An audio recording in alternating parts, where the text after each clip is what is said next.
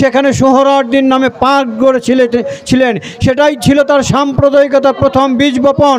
তার পরবর্তীতে তিনি এই দেশকে, যেটা পাকিস্তান আমাদেরকে শত্রু ভেবে আমাদের সম্পদকে শত্রু সম্পত্তি করেছিল, কিন্তু শেখ সাহেব সেটাকে বানালেন অর্পিত সম্পত্তি।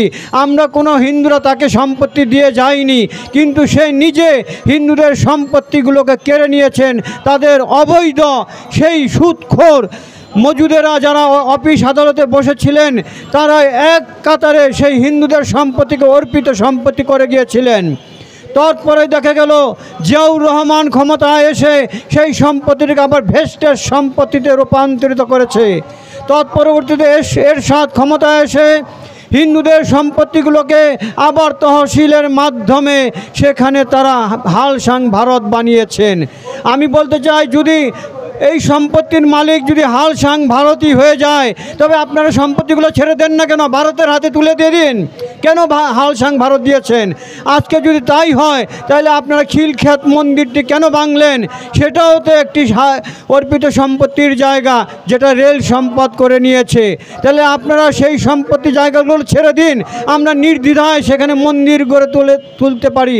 আপনারা একের পর এক এই হিন্দুদের উপরে অত্যাচার করে তাদের ধর্মীয় উপাসনাগুলোকে আমরা ভেঙে দিচ্ছেন, তাদের উপাসনালয় জায়গাগুলোকে কেড়ে নিচ্ছেন।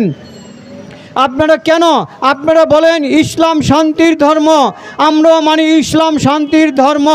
তাহলে কি ইসলাম ধর্মে শান্তির কি শতকরা 95টি মানুষের মধ্যে শতকরা 90টি লোক কি নেই? বিচার বিবেচনা দিয়ে ইসলামকে শান্তির পথে এগিয়ে নিয়ে সর্বধর্মকে সহ অবস্থানে রাখার জন্যে, কিন্তু আপনারা সেই ইসলামকে নিয়েই মেতে থাকেন। অন্য ধর্মকে আপনারা যথাজঞ্জলি দিয়ে আপনারা অত্যাচারে মাতিয়ে রাখেন, তাদের সহায় সম্পত্তি কেড়ে নেন, মন্দিরটুকু কেড়ে নেন। আপনারা একের পর এক কোনো সম্পত্তিকেই বাদ রাখেন না। হাসিনার আমলে সেই নাসিরনগর, কুমিল্লা, সিলেট সহ নোয়াখালী সহ বিভিন্ন জায়গায় যেভাবে সম্পত্তিকে ভেঙেছিলেন, হিন্দুদের সম্পত্তিগুলোকে, মন্দিরগুলোকে ঘুরিয়ে দিয়েছিলেন, সেই বিভিন্ন মন্দিরগুলোকে।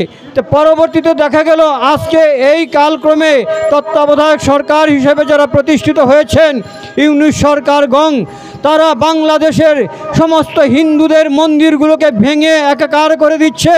তারা হিন্দুদের বাড়িঘরগুলোকে লুট করে নিচ্ছে।